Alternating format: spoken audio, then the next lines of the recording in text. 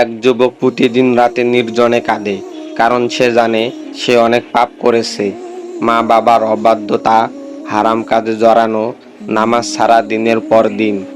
এক রাতে সে কান্না করে আল্লাহকে ডাকে, হে আল্লাহ, আমি জানি আপনি আমাকে হয়তো আর ক্ষমা করবেন না, তবুও আমি ডেকেই যাচ্ছি। যদি আপনার দরজা বন্ধ হয়ে যায় আমি যাব কোথায়? তারপর সে নিঃশব্দে কাঁদতে কাঁদতে ঘুমিয়ে পড়ে। সেই রাতেই ঘুমে সে যেন শুনতে পেল এক আওয়াজ, হে আমার বান্দা, তুমি এক কদম এলে আমি 10 কদম আসি, তুমি হাত বাড়ালে আমি বুকে টেনে নেই, তুমি ডেকেছো এতেই তো আমি খুশি, ফিরে এসো, আমার দরজা তোমার জন্যই খোলা। তো প্রিয় দর্শক, এই ছোট্ট ভিডিওটিতে আমরা এতটুকুই মেসেজ পেলাম, তুমি যতই পাপী হও আল্লাহর রহমত ততোধিক বড়। তুমি ফিরে এলে তিনি তোমাকে ফেরান না, এটা তার ওয়াদা। সূরা জুমার 39-53।